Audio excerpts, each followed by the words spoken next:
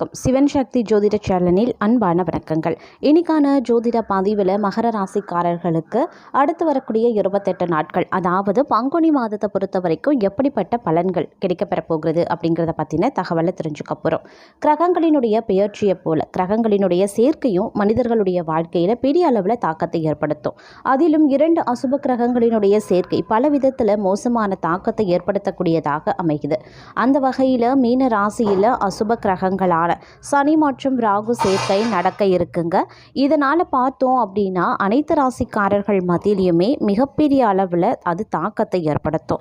அது மட்டும் இல்லாமல் இந்த காலகட்டத்தை பொறுத்த வரைக்கும் பார்க்கும் பொழுது மீன ராசியில் 6 கிரகங்களினுடைய சேர்க்கையும் நடக்க இருக்கு. அதில் முக்கியமாக 30 ஆண்டுகளுக்கு பிறகு சூரியன் மற்றும் சனி பகவானினுடைய சேர்க்கையும் ஏற்படுது.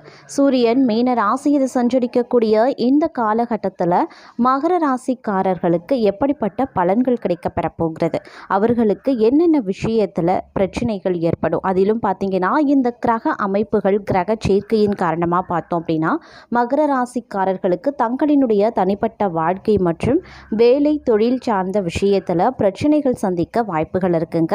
அதிலும் பண இழப்பு, செலவு அதிகரிக்கிறது அப்படின்னு சிக்கலான சூழ்நிலையும் சந்திப்பாங்க. மேலும் பல விதத்தில் துன்பங்களையும் பிரச்சனைகளையும் எதிர்கொள்ள இருப்பாங்க அப்படின்னு சொல்லலாம். மேலும் அவர்களுக்கு என்னென்ன விதத்தில் பலன்கள் கிடைக்கப்பெற போகிறது அப்படிங்கிறத பற்றின தகவலை நீங்கள் தெரிஞ்சுக்க வீடியோ ஸ்கிப் பண்ணாமல் கடைசி வரைக்கும் பாருங்கள்.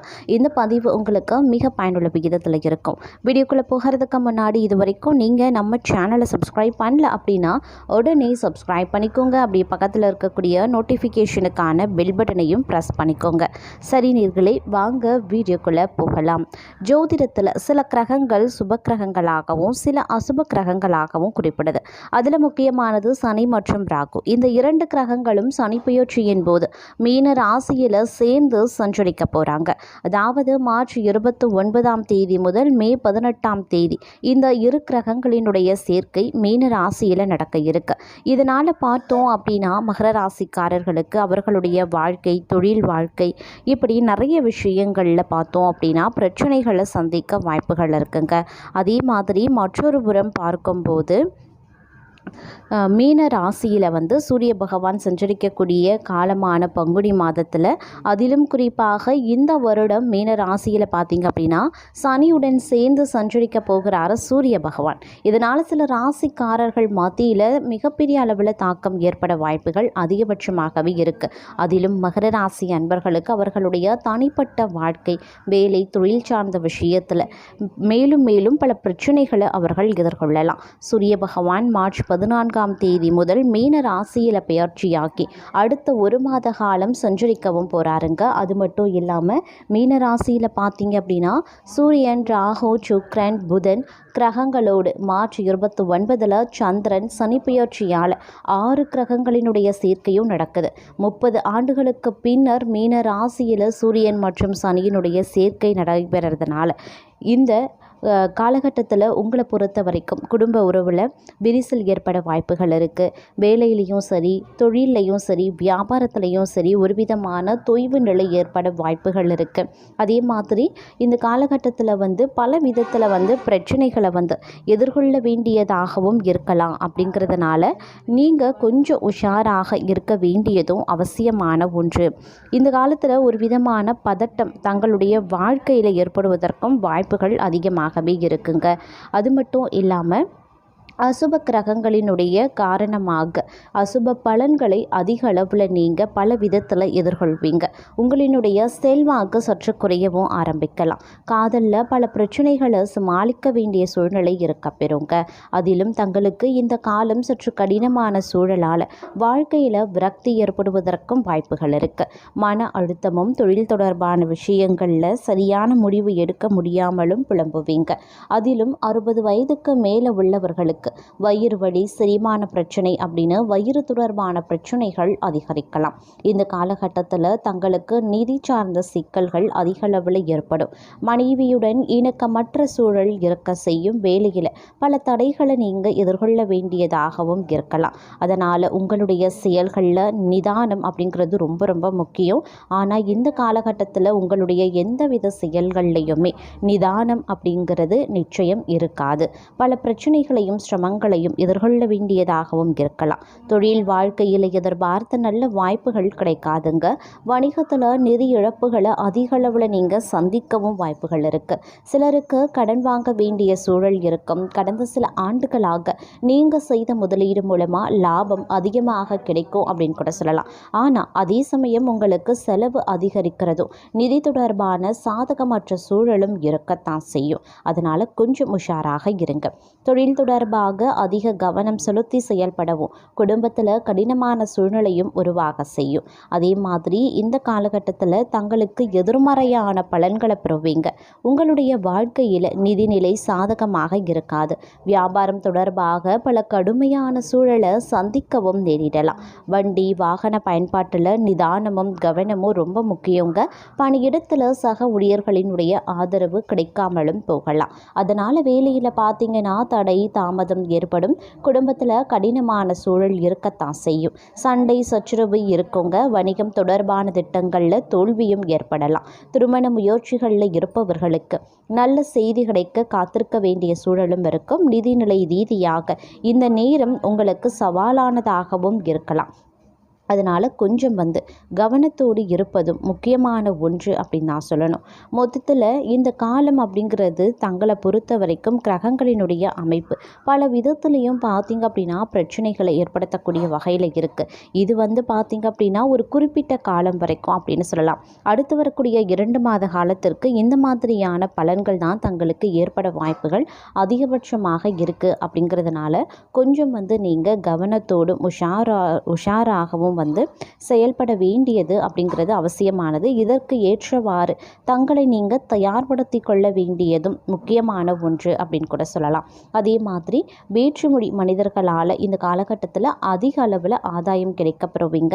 வாகனத்தில் கவனமாக இருக்க வேண்டியது முக்கியமான ஒன்று.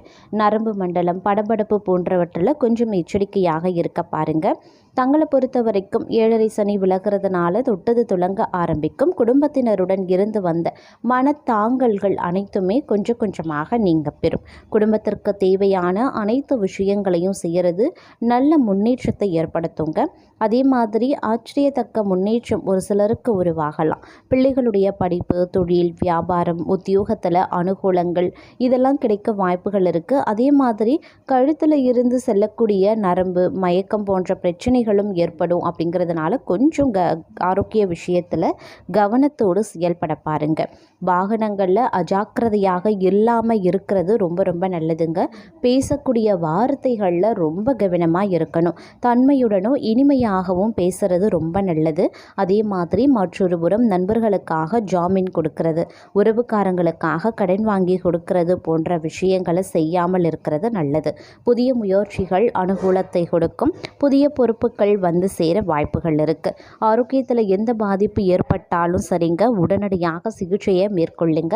ஆரோக்கிய விஷயத்தில் சிறு பாதிப்பு என்றாலும் மருத்துவரை அணுகுவது ரொம்ப ரொம்ப நல்லது. அப்படி இல்லைனா தேவையில்லாத சிக்கல்கள் உருவாக வாய்ப்புகள் இருக்குது. அதே மாதிரி ஆரோக்கியத்தில் அதீத அளவில் கவனத்தை செலுத்த பாருங்கள். பொருளாதாரத்தில் நல்ல முன்னேற்றம் உருவாக செய்யும். பணம் சார்ந்த விஷயங்களில் நீங்கள் எச்சரிக்கையாக இருக்கிறதும் அவசியங்க. எந்த அளவுக்கு பொருளாதாரத்தில் உங்களுக்கு வரவு ஏற்படுகிறதோ அதற்கு நிகரான செலவினங்கள் மற்றொரு புறம் இருக்கத்தான் செய்யும். அப்படிங்கிறதுனால பணம் விஷயங்களில் எச்சரிக்கையாக இருக்கிறது ரொம்ப ரொம்ப நல்லது. அதே மாதிரி இந்த நேரத்தை பொறுத்த வரைக்கும் கிரகங்கள் சாதகமற்ற நிலையில் இருக்கிறதுனால வாகன விபத்து போன்றவற்றில் சிக்கவும் வாய்ப்புகள் இருக்கிறதுனால எச்சரிக்கையாக இருப்பது அவசியமான ஒன்று. அதனால் கொஞ்சம் கூடுதல் கவனத்தோடு இருக்க பாருங்க. அப்படி இல்லைங்கிற பட்சத்தில் தேவையில்லாத சிக்கல்கள் உருவாகவும் வாய்ப்புகள் அதிகபட்சமாகவே இருக்கிறது.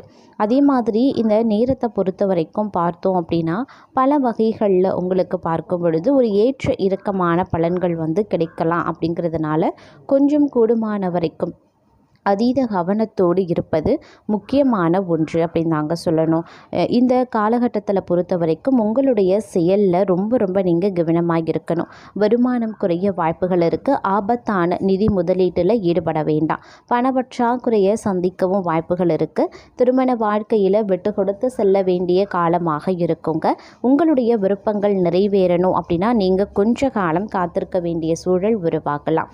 அதே மாதிரி இந்த நேரத்தை பொறுத்த வரைக்கும் பார்த்தோம் அப்படின்னா உங்களுக்கு வந்து இந்த காலத்தில் வந்து நிதி பொருள் இழப்புகள் வந்து சந்திக்க வாய்ப்புகள் வந்து அதிகமாகவே இருக்குது. அதிலும் முக்கியமான பணிகளை முடிக்கிறதுல பார்த்திங்கன்னா தாமதங்கள் உருவாகத்தான் செய்யும். குடும்பத்தில் பதட்டமான சூழல் ஏற்படலாம். சாதகமற்ற சூழலால் தேவையற்ற மன வருத்தம் ஏற்படவும் வாய்ப்புகள் இருக்குது. இந்த காலத்தில் பற்றாக்குறையை தவிர்க்க தேவையற்ற செலவுகளை கண்டிப்பாக கவனித்து தடுக்க வேண்டியது நல்லது. திருமண வாழ்க்கையில் தேவையற்ற அழுத்தமும் நெருக்கடியும் சந்திக்க வாய்ப்புகள் இருக்குது. அதே மாதிரி உங்களுடைய கடுமையான முயற்சிகள் கண்டிப்பாக வெற்றி அடையவும் உங்களுடைய வேலைக்கான பலன்கள் கிடைக்கவும் பார்த்தீங்க அப்படின்னா சிறிது கால தாமதம் ஏற்பட்டாலும் கண்டிப்பாக வெற்றி அடைய வாய்ப்புகள் அதிகபட்சமாகவே இருக்குதுங்க. இந்த நேரத்தை பொறுத்த வரைக்கும் உங்களுக்குரிய பரிகாரம் அப்படின்னு பார்த்தோன்னா முடிஞ்ச வரைக்கும் வந்து வெள்ளிக்கிழமை தோறும் வந்து அம்மன் வழிபாட்டை மேற்கொள்ளுங்க. செவ்வாய் தோறும் முருகப்பெருமானினுடைய வழிபாட்டை மேற்கொள்வது சால சிறந்தது.